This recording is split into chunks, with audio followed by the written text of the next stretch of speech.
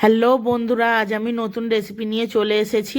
কি কি লাগছে আপনারা দেখে নিন। থোড় নিয়েছি কুচিয়ে, কাঁচা লঙ্কা কুচি, পেঁয়াজ কুচি, আলু কুচি। থোড়টা আমি একদম দেখতেই পাচ্ছেন ঝিরিঝিরি করে কুচিয়ে নিয়েছি। নিয়ে ওর মধ্যে একটু নুন দিয়ে ভালোভাবে চটকে ছেঁকে তুলে নিয়েছি। তারপর কড়াইয়ের মধ্যে সর্ষের তেল গরম করে ওর মধ্যে ফোড়নে দিয়েছি দুটো শুকনো লঙ্কা আর একটু কালো জিরে।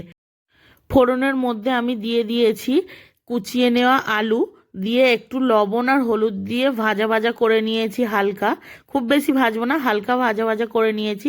নিয়ে ওর মধ্যে দিয়ে দিয়েছি কুচিয়ে নেওয়া থোড় আর দিয়েছি কাঁচা লঙ্কা কুচি। দিয়ে ভালোভাবে একটু নাড়াচাড়া করে হালকা ভাজা ভাজা হয়ে এলে ওর মধ্যে দেব পেঁয়াজ কুচি। পেঁয়াজ কুচি দিয়ে ভালোভাবে 5 মিনিট নাড়াচাড়া করে ভেজে নিলেই রেডি আমাদের থোড় ভাজা।